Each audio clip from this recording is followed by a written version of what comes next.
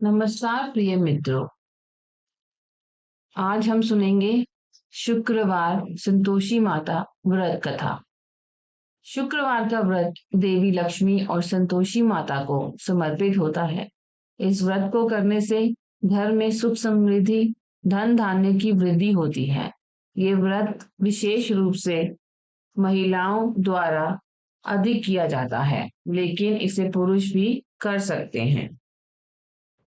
इस व्रत को करने वाला कथा कहते व सुनते समय हाथ में गुड़ व भुने चने रखे। सुनने वाले संतोषी माता की जय, संतोषी माता की जय मुख से बोलते जाएं। कथा समाप्त होने पर हाथ का गुड़ चना गौ माता को खिलावें। कलश में रखा हुआ गुड़ चना सबको प्रसाद के रूप में बांट दें। कथा से पहले कलश को जल से भरें। उसके ऊपर गुड़ चने से भरा कटोरा रखें। कथा समाप्त होने और आरती होने के बाद कलश के जल को घर में सब जगह छिड़कें और बचा हुआ जल तुलसी की क्यारी में डाल देवें।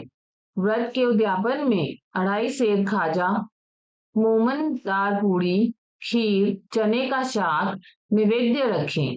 घी का दीपक जला संतोषी माता की जय जयकार बोल नारियल फोड़ें।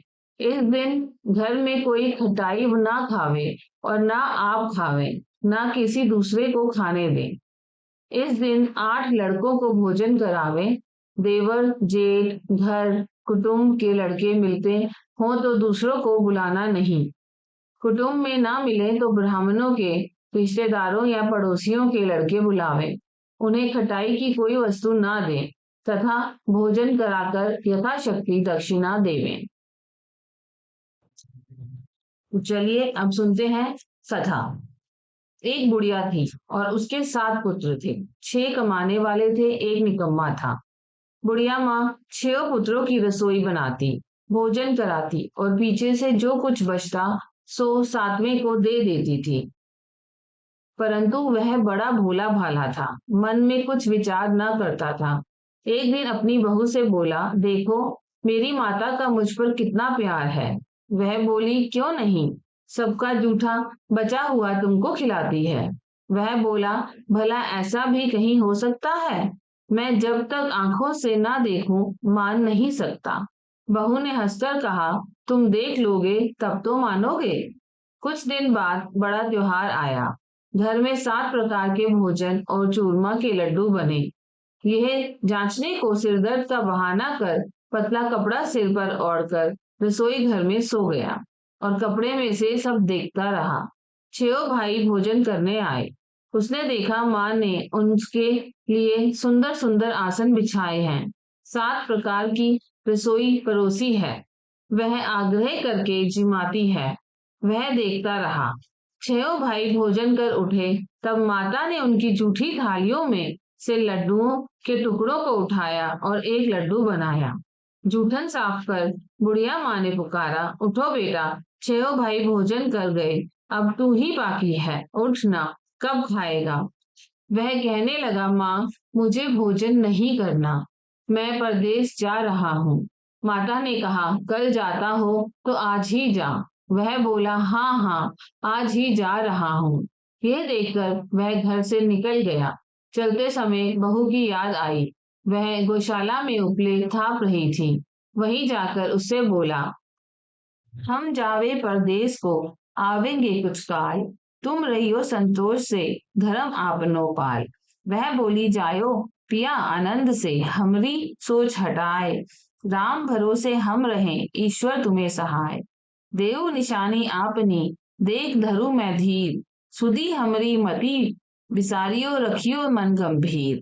वह बोला, मेरे पास तो कुछ नहीं है, यह अंगूठी है, सो ले और अपनी कुछ निशानी मुझे दे। वह बोली, मेरे पास क्या है, यह गोबर भरा हाथ है।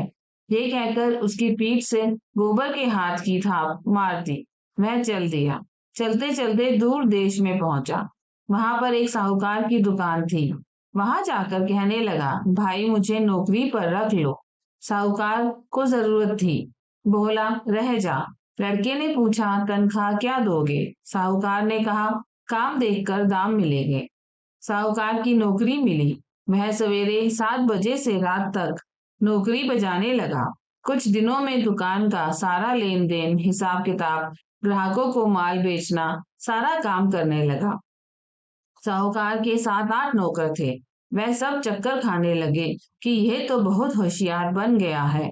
सेठ ने भी काम देखा और 3 महीने में उसे आधे मुनाफे का साझीदार बना दिया। वह 12 वर्ष में ही नामी सेठ बन गया और मालिक सारा कारोबार उस पर छोड़कर बाहर चला गया। अब बहू पर क्या बीती सो सुनो। सास ससुर उसे दुख देने लगे, सारी गृहस्थी का काम करा के उसे लकड़ी लेने जंगल में भेजते। इस बीच घर की रोटियों के आटे से जो भूसी निकलती उसकी रोटी बनाकर रख दी जाती और फूटे नारियल के खोपरे में पानी। इस तरह दिन बीतते रहे। एक दिन वह लकड़ी लेने जा रही थी कि रास्ते में बहुत सी स्त्रियां संतोषी माता का व्रत करती दिखाई दी। वह वहां खड़ी हो कथा सुनकर बोली, बहनों, ये तुम किस देवता का व्रत करती हो और इसके करने से क्या फल मिलता है? इस व्रत के करने की क्या विधि है? यदि तुम अपने व्रत का विधान मुझे समझाकर कहोगी तो मैं तुम्हारा एहसान मानूंगी। तब उनमें से एक स्त्री बोली, सुनो, यह संतोषी माता का व्रत है। इसके करने से निर्धनता, दरिद्रता का नाश होता है और लक्ष्मी आती है। मन की चिंताएं दूर होती हैं। घर में सुख होने से मन को प्रसन्नता और शांति मिलती है। निपुत्र को पुत्र मिलता है। प्रीतम बाहर गया हो तो जल्दी आवे। कंवारी कन्या को मनपसंद वर मिले। राजद्वारे में बहुत दिनों से मुकदमा चलता हो तो खत्म हो जावे। सब तरह सुख शांति हो। घर में धन जमा हो। पैसा जायदाद का लाभ हो। रोग दूर हो जावे तथा और जो कुछ मन में कामना हो वह सब इस संतोषी माता की कृपा से पूरी हो जावे। इसमें संदेह नहीं। वह पूछने लगी, ये व्रत कैसे किया जावे? ये भी बताओ तो बड़ी कृपा होगी। स्त्री कहने लगी, 1.25 का गुड़ चना लेना, इच्छा हो तो 5.25 का लेना या 11.25 का भी सहूलियत अनुसार लेना। बिना परेशानी, श्रद्धा और प्रेम से जितना बन सके सवाया लेना। 1.25 से 5.25 तथा इससे भी ज्यादा शक्ति और भक्ति अनुसार लें।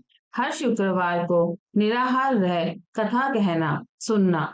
इसके बीच क्रम टूटे नहीं। लगातार नियम पालन करना।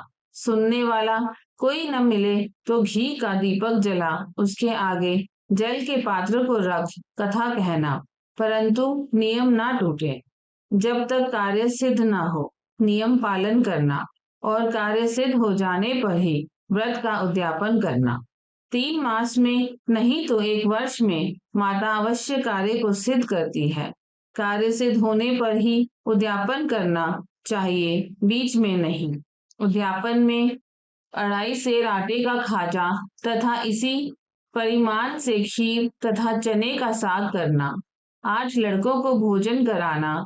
जहां तक मिले देवर, जेठ, भाई, बंधु, कुटुंब के लड़के लेना। ना मिले तो रिश्तेदारों और पड़ोसियों के लड़के बुलाना।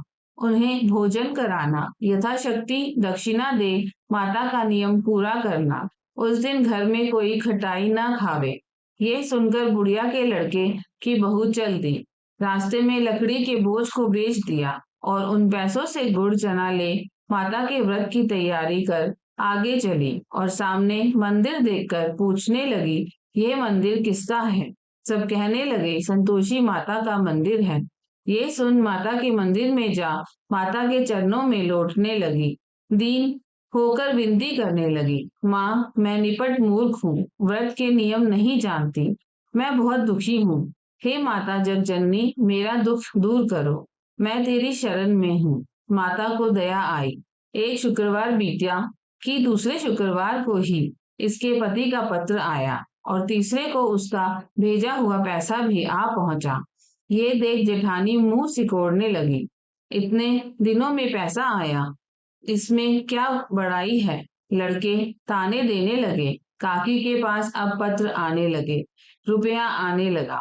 अब तो काकी की खातिर बढ़ेगी। अब तो काकी बुलाने से भी नहीं बोलेगी। बेचारी सबसे कहती, भैया पत्र आवे, रुपया आवे। तो हम सबके लिए अच्छा है। ऐसा कहकर आंखों में आंसू भरकर संतोषी माता के मंदिर में आ मातेश्वरी के चरणों में गिरकर रोने लगी। माँ, मैंने तुमसे पैसा नहीं मांगा। मुझे पैसे से क्या काम है? मुझे तो अपने सुहाग से काम है। मैं तो अपने स्वामी के दर्शन और सेवा मांगती हूँ। तब माता ने प्रसन्न होकर कहा, जा बेटी, तेरा स्वामी आएगा। ये सुन खुशी से बावली हो घर में जा काम करने लगी। अब संतोषी माँ विचार करने लगी, इस भोली पुत्री से मैंने कह तो दिया तेरा पति आवेगा, पर आवेगा कहाँ से? वह तो स्वप्न में भी इसे याद नहीं करता। उसे याद दिलाने मुझे जाना पड़ेगा। इस तरह माता बुढ़िया के बेटे के पास जा स्वप्न में प्रकट हो कहने लगी, साहूकार के बेटे, सोता है या जागता है? वह बोला, माता, सोता भी नहीं हूँ, जागता भी नहीं हूँ, बीच में ही हूँ। कहो क्या आज्ञा है? माँ कहने लगी, तेरा घर बार कुछ है या नहीं? वह बोला, मेरा सब कुछ है माता, माँ बाप, भाई बहन, बहू, क्या कमी है? माँ बोली, भोले पुत्र, तेरी स्त्री घोर कष्ट उठा रही है। तेरे माँ बाप उसे दुख दे रहे हैं। वह तेरे लिए तरस रही है। तू उसकी सुधि ले। वह बोला, हाँ माता, ये तो मुझे मालूम है, परंतु मैं जाऊं तो जाऊं कैसे? परदेश की बात है, लेन देन का कोई हिसाब नहीं, कोई जाने का रास्ता नजर नहीं आता, कैसे चला जाऊं? माँ कहने लगी, मेरी बात मान, सवेरे नहा धोकर संतोषी माता का नाम ले, घी का दीपक जला, दंडवत कर, दुकान पर जा बैठना। देखते देखते तेरा लेन देन सब चुक जाएगा, जमा माल बिक जाएगा, सांझ होते होते धन का ढेर लग जाएगा। सवेरे बहुत जल्दी उठ उसने लोगों से अपने सपने की बात कही, तो वह सब उसकी बात अनसुनी कर दिल लगी उड़ाने लगे। कहीं सपने भी सच होते हैं। एक बूढ़ा बोला, देख भाई, मेरी बात मान, इस प्रकार सांझ झूठ करने के बदले देवता ने जैसा कहा है वैसा ही करने से तेरा क्या जाता है? वह बूढ़े की बात मान स्नान कर संतोषी माँ को दंडवत कर घी का दीपक जला दुकान पर जा बैठा। थोड़ी देर में वह देखता है कि सामानों के खरीदार नगद दाम में सौदा करने लगे। शाम तक धन का ढेर लग गया। माता का चमत्कार देख प्रसन्न हो मन में माता का नाम ले घर ले जाने के वास्ते गहना कपड़ा खरीदने लगा और वहां के काम से निपट कर वह घर को रवाना हुआ। वहां बहू बेचारी जंगल में लकड़ी लेने जाती है। लौटते वक्त माँ के मंदिर पर विश्राम करती है। वह तो उसका रोजाना रुकने का स्थान था। दूर से धूल उड़ती देख वह माता से पूछती है, हे माता, ये धूल कैसी उड़ रही है? माँ कहती है, हे पुत्री, तेरा पति आ रहा है। अब तू ऐसा कर, लकड़ियों के 3 बोझ बना, एक नदी किनारे रख, दूसरा मेरे मंदिर पर और तीसरा अपने सिर पर रख। तेरे पति को लकड़ी का गट्ठर देखकर मोह पैदा होगा। वह वहां रुकेगा, नाश्ता पानी बनाकर माँ से मिलने जाएगा। तब तुम लकड़ियों का बोझ उठाकर घर जाना और बीच चौक में गट्ठर डालकर 3 आवाजें जोर से लगाना। लो सासू जी, लकड़ियों का गट्ठा लो, भूसी की रोटी दो और नारियल के खोपरे में पानी दो। आज कौन मेहमान आया है? माता की बात सुन बहू बहुत अच्छा माता कहकर प्रसन्न हो लकड़ियों के 3 गट्ठे ले गई। तब नदी तट पर एक माता के मंदिर पर रखा। इतने में ही एक मुसाफिर आ पहुंचा। सूखी लकड़ी देख उसकी इच्छा हुई कि अब यही विश्राम करे और भोजन बना खाकर गांव जाए। इस प्रकार भोजन बना विश्राम कर वह गांव को गया। सबसे प्रेम से मिला। उसी समय बहू सिर पर लकड़ी का गट्ठा लिए आती है। लकड़ी का भारी बोझ आंगन में डाल जोर से 3 आवाजें देती है। लो सासू जी, लकड़ी का गट्ठा लो, भूसे की रोटी दो, नारियल के खोपरे में पानी दो। आज कौन मेहमान आया है? ये सुनकर सास बाहर आ अपने दिए हुए कष्टों को भुलाते हुए कहती है, बहू ऐसा क्यों कहती है? तेरा मालिक ही तो आया है। आ बैठ, मीठा भात खा, भोजन कर, कपड़े गहने पहन। इतने में आवाज सुन उसका स्वामी बाहर आता है और अंगूठी देख व्याकुल हो माँ से पूछता है, माँ ये कौन है? माँ कहती है, बेटा ये तेरी बहू है। आज 12 वर्ष हो गए तू जब से गया है तब से सारे गांव में जानवर की तरह भटकती फिरती है। काम काज घर का कुछ करती नहीं, 4 समय आकर खा जाती है। अब मुझे देखकर भूसी की रोटी और नारियल के खोपरे में पानी मांगती है। वह लज्जित हो बोला, ठीक है माँ, मैंने इसे भी देखा है और तुम्हें भी देखा है। अब मुझे दूसरे घर की ताली दो तो उसमें रहूं। माँ बोली, ठीक है बेटा, तेरी जैसी मर्जी। कहकर ताली का गुच्छा पटक दिया। उसने ताली ले दूसरे कमरे में जो तीसरी मंजिल के ऊपर था खोलकर सारा सामान जमाया। एक दिन में ही वहां राजा के महल जैसा ठाट बाट बन गया। अब क्या था, वह दोनों सुखपूर्वक रहने लगे। इतने में अगला शुक्रवार आया। बहू ने अपने पति से कहा कि मुझे माता का उद्यापन करना है। पति बोला, बहुत अच्छा, खुशी से करो। वह तुरंत ही उद्यापन की तैयारी करने लगी। जेठ के लड़कों को भोजन के लिए कहने गई। उन्होंने मंजूर किया, परंतु पीछे जेठानी अपने बच्चों को सिखलाती है, देखो रे, भोजन के समय सब लोग खटाई मांगना, जिससे उसका उद्यापन पूरा ना हो। लड़के जीवने आए, खीर पेट भरकर खाई, परंतु याद आते ही कहने लगे, हमें कुछ खटाई दो, खीर खाना हमें भाता नहीं, देखकर अरुचि होती है। बहू कहने लगी, खटाई किसी को नहीं दी जाएगी, ये तो संतोषी माता का प्रसाद है। लड़के तुरंत उठ खड़े हुए, बोले, पैसा लाओ। भोली बहू कुछ जानती नहीं थी, सो उन्हें पैसे दे दिए। लड़के उसी समय जा करके इमली ला खाने लगे। ये देखकर बहू पर संतोषी माता ने कोप किया। राजा के दूत उसके पति को पकड़कर ले गए। जेठ जेठानी मनमाने खोटे वचन कहने लगे, लूट लूट कर धन इकट्ठा कर लाया था, सो राजा के दूत पकड़कर ले गए। अब सब मालूम पड़ जाएगा जब जेल की हवा खाएगा। बहू से ये वचन सहन नहीं हुए। रोती रोती माता के मंदिर में गई। हे माता, तुमने ये क्या किया? हंसाकर अब क्यों रुलाने लगी? माता बोली, पुत्री, तूने उद्यापन करके मेरा व्रत भंग किया है।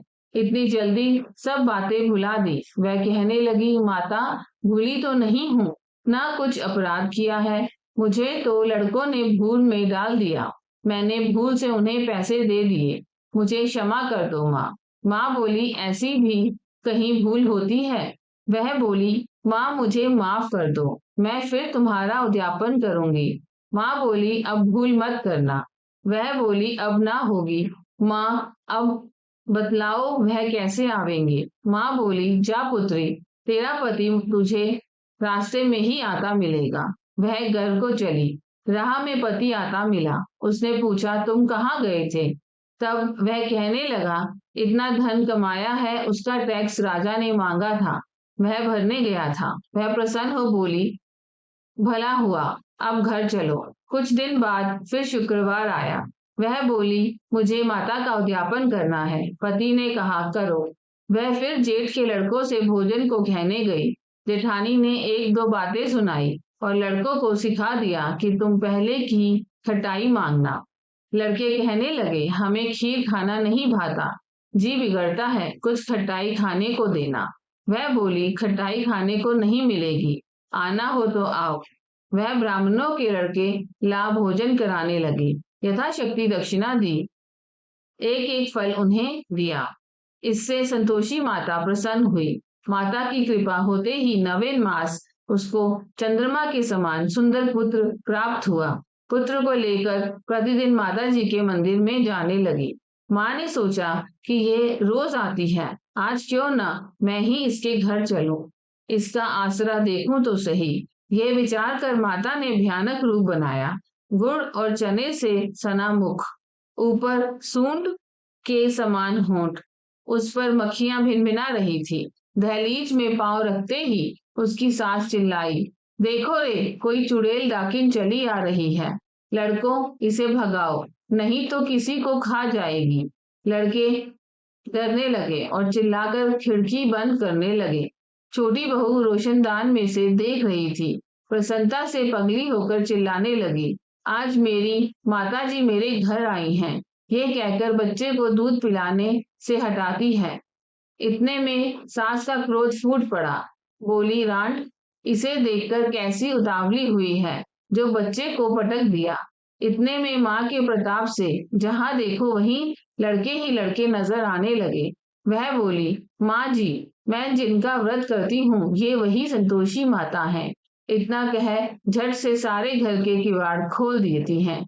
सबने माता के चरण पकड़ लिए और विनती कर कहने लगे, हे माता, हम मूर्ख हैं, हम अज्ञानी हैं, पापी हैं। तुम्हारे व्रत की विधि हम नहीं जानते। तुम्हारा व्रत भंग कर हमने बहुत बड़ा पाप किया है। हे माता, आप हमारा अपराध क्षमा करो। इस प्रकार माता प्रसन्न हुई। माता ने उस बहू को जैसा फल दिया वैसा सबको दे। जो पड़े उसका मनोरथ पूर्ण हो। बोलो संतोषी माता की जय।